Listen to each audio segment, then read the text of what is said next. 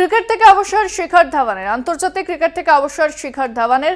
Cricket থেকে অবসর নিয়েছেন শিখর ধাওয়ান। আন্তর্জাতিক ক্রিকেট থেকে অবসর, আন্তর্জাতিক ক্রিকেটকে বিদায় জানালেন মাঠের গব্বর শিখর ধাওয়ান। ফোনে রয়েছেন আমাদের প্রতিনিধি জয়জ্যোতি ঘোষ। জয়জ্যোতি, মাঠে যে গব্বর নামে পরিচিত শিখর ধাওয়ান, সে আন্তর্জাতিক ক্রিকেট থেকে বিদায় ঘোষণা করেছে।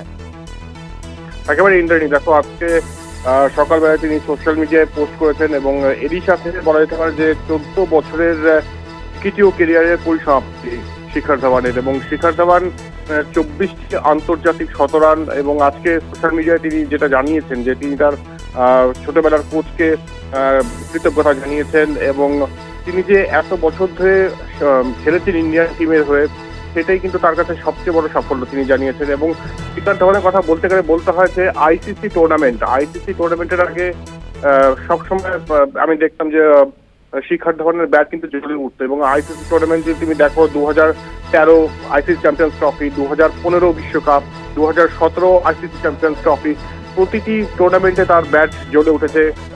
টিম থেকে বাদ করেছেন এবং আবারও কিন্তু ফিনিক্সের মতো তিনি প্রত্যাবর্তন করেছেন। শিখর ধাওয়ান একটা মানে ক্যারেক্টার বলা যেতে পারে।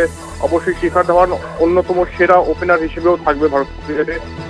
তবে আজকে ঘরোয়া ক্রিকেট এবং আন্তর্জাতিক ক্রিকেট থেকে তিনি বিদায় নিলেন। শেষবার 2024 আইপিএল এ পাঞ্জাব কিংসের হয়ে দেখা গিয়েছিল, তবে হঠাৎ করেই তার কিন্তু এই অবসর। আশা করা হচ্ছিল হয়তো আইপিএল খেলবেন, তবে আইপিএল থেকেও কিন্তু এবারে অবসর নিয়ে নিলেন শিখর ধাওয়ান, ভারতীয় ক্রিকেটের গব্বর। যদি সেক্ষেত্রে ওপেনিং জুটি বলতে শিখর ধাওয়ান এবং রোহিত শর্মার কথা অনেকে বলে থাকেন, তবে অনেক দিন ধরে ব্যক্তিগত কারণে শিখর ধাওয়ান এই ক্রিকেট থেকে দূরেও সরে গিয়েছিলেন। একেবারেই ব্যক্তিগত কারণেও জেরবার ছিলেন।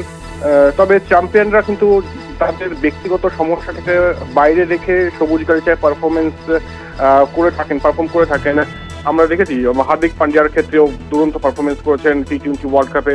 শিখর ধাওয়ান কিন্তু সেরকমই একজন ক্রিকেটার এবং তার যদি টেস্ট ক্যারিয়ার দেখি 34টি টেস্ট ম্যাচ খেলেছেন এবং ওয়ানডে ক্রিকেটে যদি দেখি 167টি একদিনে ম্যাচ খেলেছেন। অবশ্যই তার বৈবাহিক জীবন নিয়ে একটা সমস্যা ছিল, কিন্তু তা সত্ত্বেও তার ক্রিকেটিং ক্যারিয়ারে কিন্তু সেটা ছাপ পড়েনি এবং তিনি খেলে গিয়েছেন এবং তিনি হ্যাপি যে তিনি এতটা সার্ভ করতে পেরেছেন ভারতীয় ক্রিকেটকে। একেবারে ধন্যবাদ জয়জ্যোতি। কথা বললাম প্রতিনিধি জয়জ্যোতি ঘোষের সঙ্গে।